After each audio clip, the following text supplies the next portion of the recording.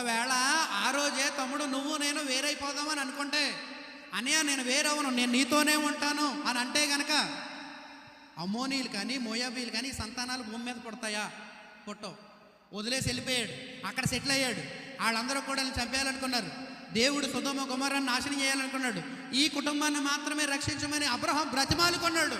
అబ్రహాము రిక్వెస్ట్కి అనుగుణంగా ఆ కుటుంబాన్ని రక్షించాడు. మధ్యలో లోతు భార్య ఉప్పు స్తంభం అయిపోయింది.